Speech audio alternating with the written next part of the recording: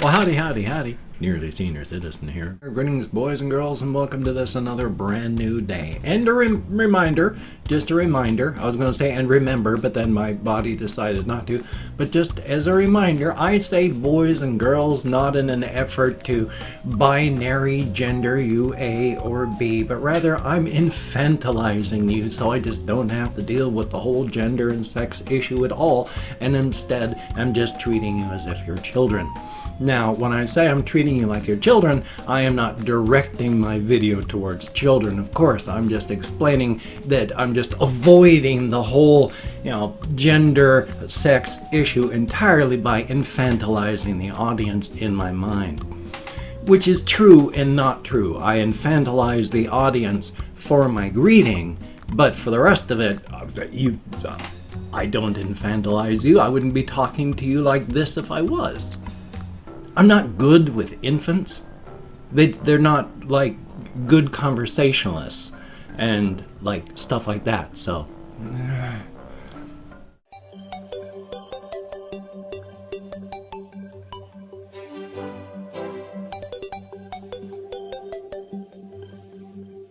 Anyway though, now that I've thoroughly buried myself inside of controversy, yeah. Anyway though, as soon as my vlog is over at 8 o'clock, it is 7:44 right now a.m. Pacific Standard Time. I have to make a phone call to call the cardiologist. All week they've been trying to contact me. But for me, it only feels like Tuesday and it's Friday. And so I didn't realize last night that they'd been trying to contact me for like a day or two.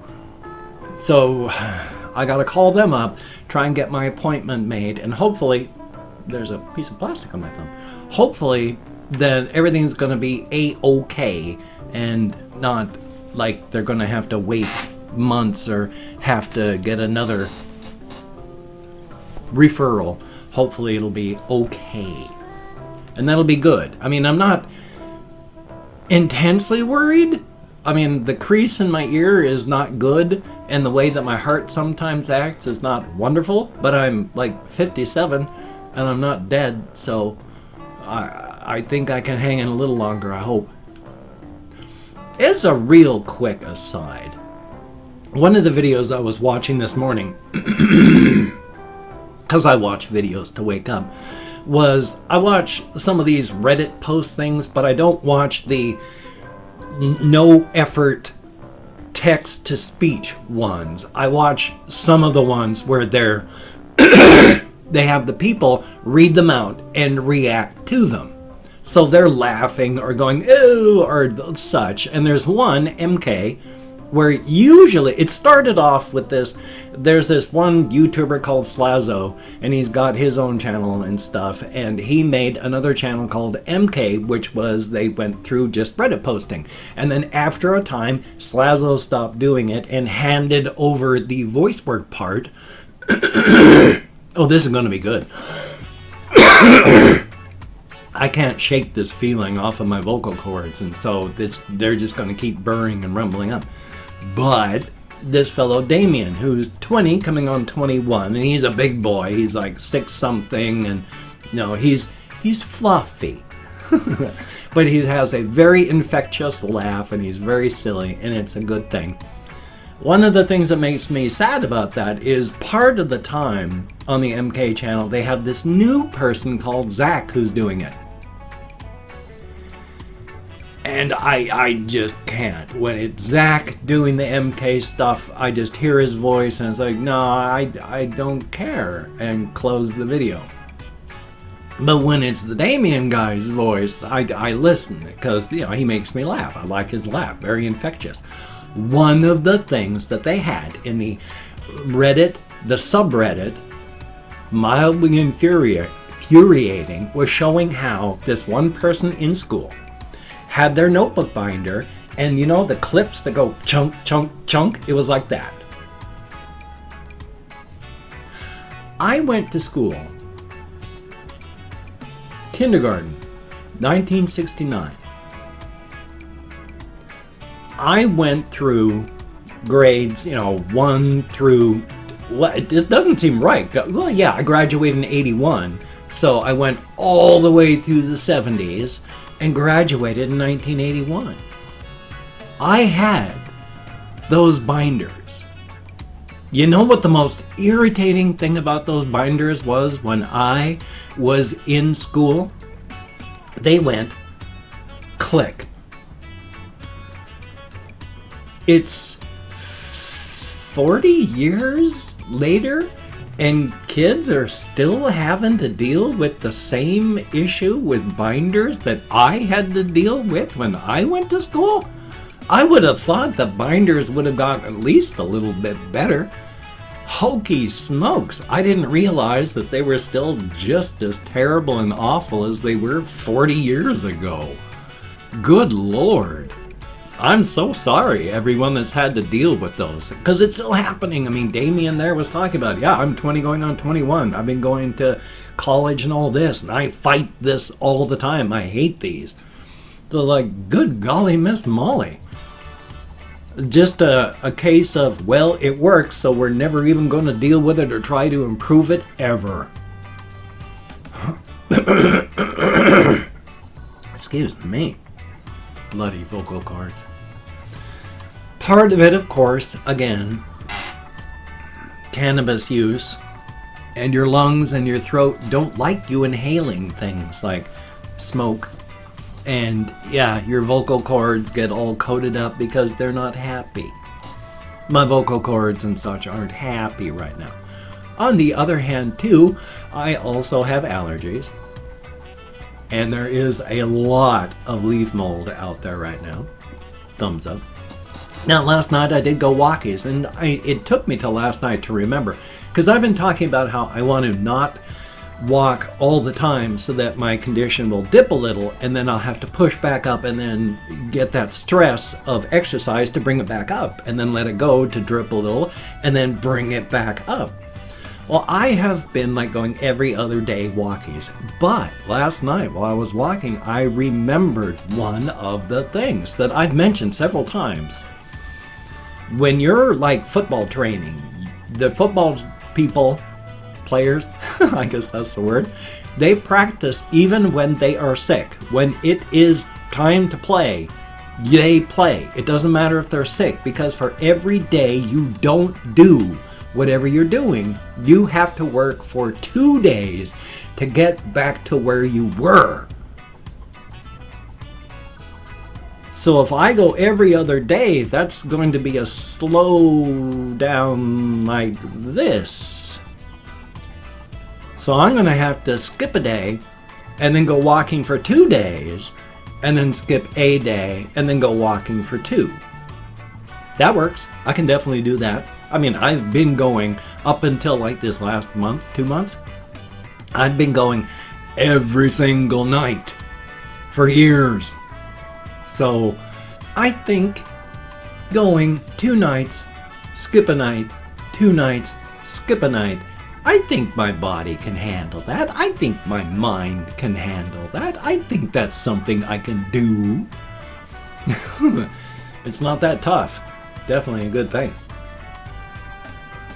Somebody in comments had asked me, have you ever thought of doing a mythos around Egg Mother?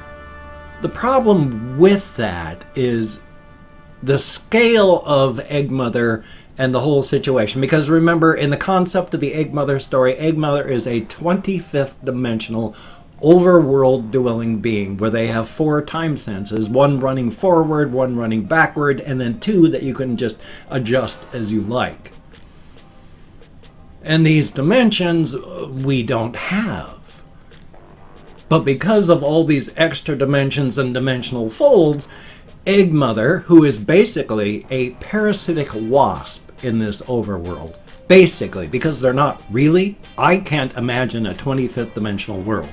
I have some small success dealing with like 4th dimensions. I can kind of wrap my head around that, but once I start getting 5th, 6th, 7th, and 8th, where they don't always have opposing sides, left, right, and then some of them are just left, where there is no right. There is no concept of right because there's no right.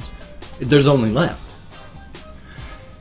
But because of all this weird dimensional folding, egg mother's egg sac contains eggs.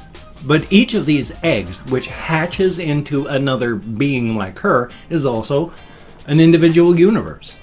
Our universe is just an egg in egg mother's egg sac. The problem with trying to make up some kind of mythos around that is it's so huge, everything is inconsequential. I mean, it's just an egg sac. She's just a parasitic wasp of billions of parasitic wasps in this overland. Who knows what kind of overland it is? I mean, she's not really a wasp, but that's a good way to think of it. So, everything is inconsequential. For our intents and purposes, there are an infinite number of eggs inside of egg mother's egg sac, each one a universe, each one a variant on each other. So there's an infinite number of universes. So even if you did have a giant existential crisis, like happens in some of my stories, it's all just like a minor bacterial infection inside of an egg sac. Kind of puts a different focus on what that is. Sure, from our side, it's existentially terrifying. From the other side, she doesn't even know those things are there. So, I've been trying to think of some ways to have some sort of not Lovecraftian, because this is, definitely cosmic horror, but of a completely different kind and scope. It's difficult because I have to rein it in. I have to cut off like 95% of that background to come up with a tiny bit of a core to try and work something into. But I've been working on it. In the main story that I'm working on, with the first time that something happens in one of these worlds in Egg Mother's sac, when this thing that calls itself in English, which means it's not really there, in English, for the first time that they've ever entered our universe, it just calls itself Master. So, I'm not even sure where I'm going with that one, because it's trying to come up with stories, and my main story, I mean, it's even as horrific a thing as, this master being is, because it eats universes for breakfast, but it's just a minor infection. So trying to take something like that feeds on universes, ignore the huge part of it that makes everything inconsequential, and put a bunch of the actual mythos creatures would be like the opportunistic feeders that surround like sharks and alligators and the like. So as they're eating and chewing, you've got the little opportunistic things that are always there picking up the crumbs, because they're too small for the big thing to even realize they're there. So on a smaller level, it's the opportunistic feeders that are the danger. And I can see that. Where it would take, for all intents and purposes, 1 trillion years for one of these horrific things to actually crack open and devour a universe. But during that 1 trillion years, you've got the opportunistic feeders coming in and making things very, very difficult. So I started having ideas, and I've been working on that. So I actually have got an idea, so it's good. Now, I've opened up 24 hours worth of comments in my community tab, and I'm going to go through and thank 20 to 25 people for having left me a comment. I'm not reading the comment on purpose, but I've got good peripheral vision. I'm just thanking you for having left a comment. Thank you very much.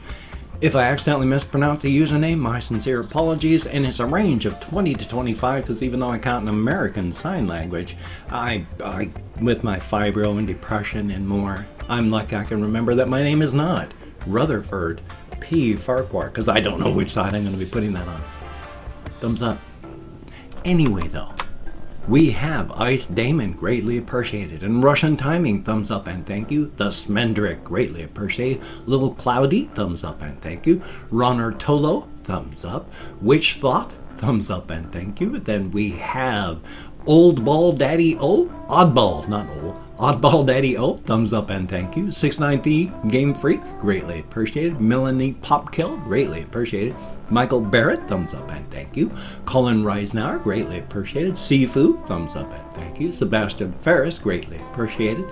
Piet Unterbilk, I'm nowhere close, but thank you very, very much. And Hell Bay, greatly appreciated. We have Sidonius1, thumbs up and thank you. Justin Norman, greatly appreciated. Bailey Snyder, greatly appreciated.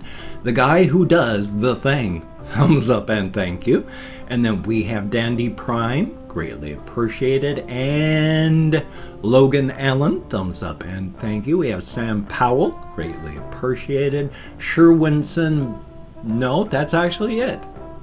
I'm now past the 24-hour period, so it was 22 or 23 people that left me comments. Greatly appreciated, thumbs up and thank you, each and every one of you, getting me out of my head into the world, dealing with real people. Thank you very much. If you could check out my various links down below. I have Twitter, Facebook, GoFundMe, Patreon.com. If you could donate to my GoFundMe campaign or become a Patreon.com patron like one of these beautiful and awesome people, that would be beautiful and awesome. If you did want to help me out monetarily but did not want to contribute to one of those two things, I have a PayPal link down below that you could contribute to. That would be very, very cool. And if you wanted to help me out but didn't want to send money, I have an Amazon wish list down below. If you could check that out, it has things like cat food, hamster food, silly things, non-silly things. If you wanted to check that out, that would be very cool. Now, don't feel obligated. I don't feel entitled. And if you cannot donate or you simply do not donate, I take all good wishes and I deposit them in the bank of my heart where I draw interest. So thank you very much. If you could toss me a like, I do appreciate all the positive validation I get for my existence. Definitely a thumbs up. And if you could subscribe to the channel, that would be very cool. And make sure to hit that bell. Gosh darn it. And make sure to hit that bell.